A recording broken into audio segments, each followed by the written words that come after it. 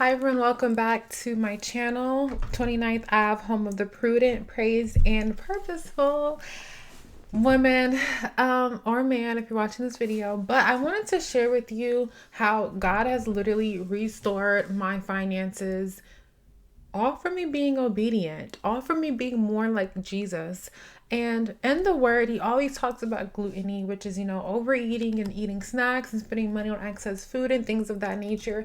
And granted, I still have a little stronghold with those things, but it's far, far less. So I'm going to tell you the short story of how I literally stopped.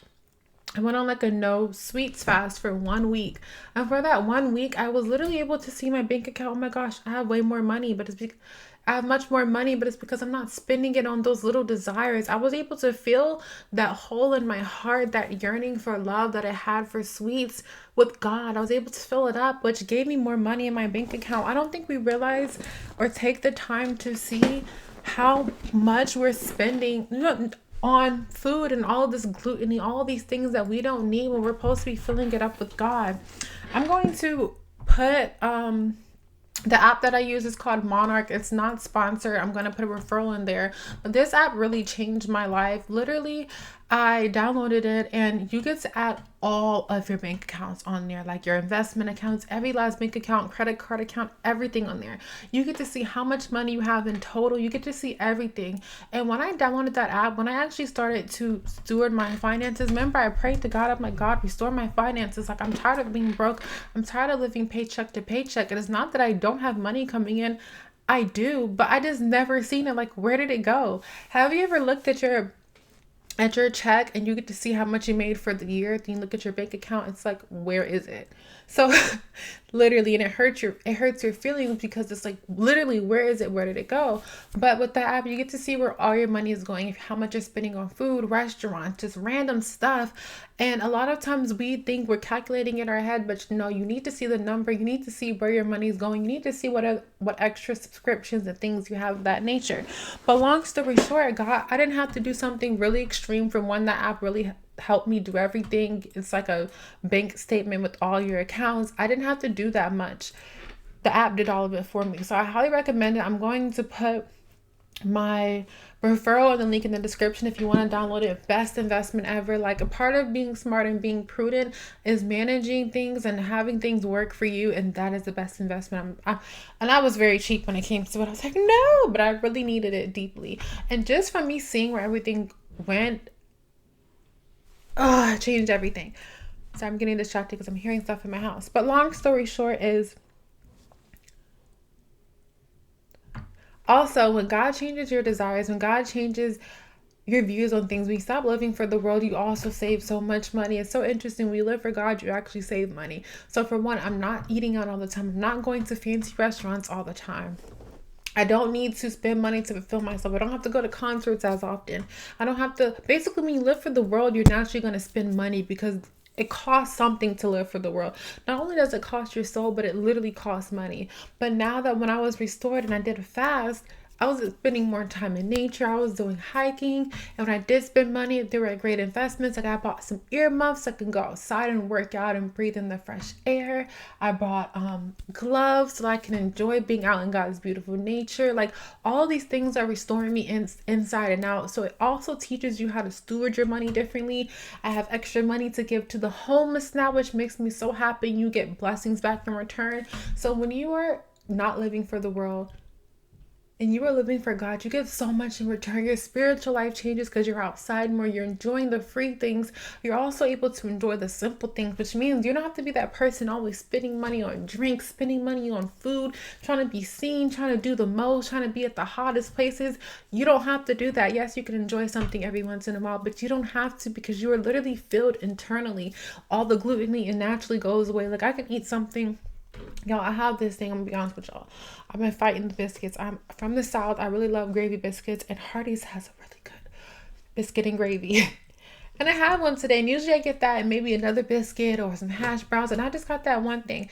And that one thing, it left me a little hungry, but I was satisfied. I got to enjoy it for what it is. So God teaches you how to enjoy the little things, not even just the gravy biscuit scenario, but in general. You start enjoying life. You start looking elsewhere instead of spending them, y'all. I went to Tanker Outlets in Myrtle Beach. Usually I always get something. I walked through the whole thing, like, didn't want anything. He healed my shopping addiction because God lets you see that this is just stuff. It's just things. This is just stuff. Like, it literally is. I work in a luxury store and I haven't bought anything in a long time because after you see something and you like let it sit, you really realize you don't really want it. You get that little excitement in the moment, but it's really not beneficial. Like, how is it going to help me long term?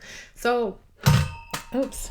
And not to say that, like, you can't spoil yourself here and there and you could never just buy anything again, but just allow God to renew your eyes, to renew your desires, to pay more attention from things of above. Like, now my value comes from a really good conversation, a home cooked meal where I can eat my own energy. I love saying that, but it's true. Like, my food might not, like, my food has been getting good, but even when it doesn't come out the best, I'm eating the love. I feel good because I know I put love and attention and care in it, which is better than any fast food, any restaurant could ever give me. These people are rushing. They're just trying to get off work. So you're eating that rushy energy.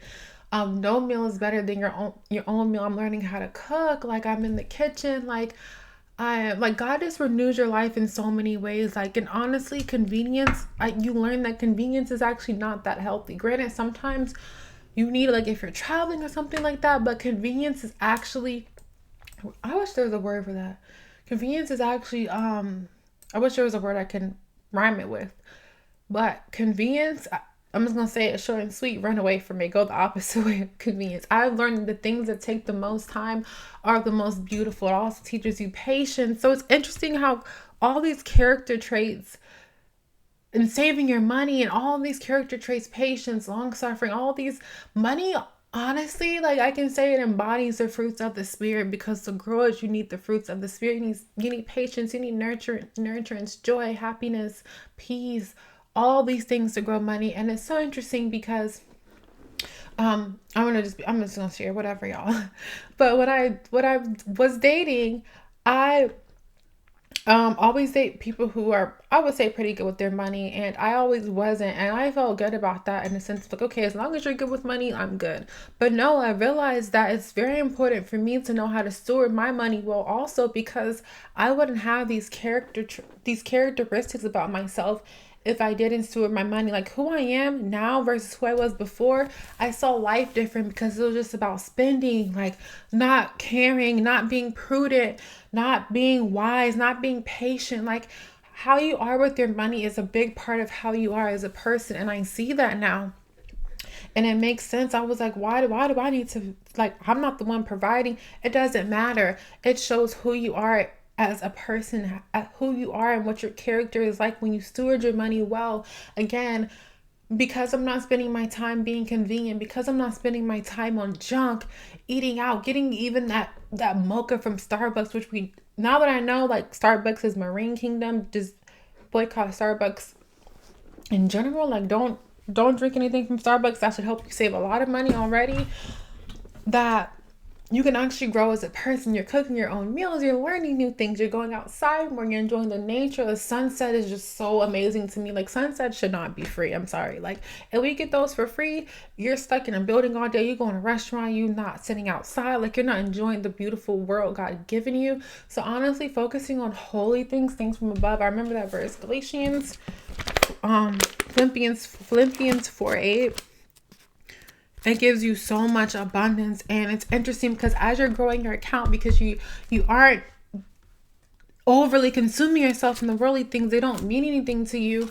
You are also growing internally. So when you're growing externally in your wallet, you're internally, you are growing also. Like, internally, you become more abundant in nature because you don't need that much. Like, they always say that the New Age always say, oh, money is internally filled. Like, that part, God does all that for you. His ways. So Philippians 4:8. Finally, brethren, whatever things are true, whatsoever things are honest, whatsoever things are just, whatsoever things are pure, whatsoever things are of a good report, if there be any virtue, if there be any praise, think of these things. Let me read it again. Finally, brethren, whatsoever things are true, if you want things to think about, things to consider, things to a guideline on how to live your life, how to determine what's worldly and what's worth spending your time on.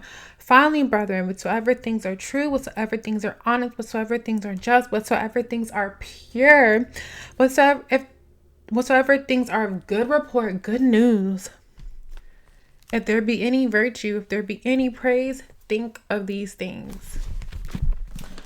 Yep. And again, worldly things keep you broke. Holy things keep you abundant internally and externally. I love you so much. I can't wait to hear your comments down below. Talk to you later.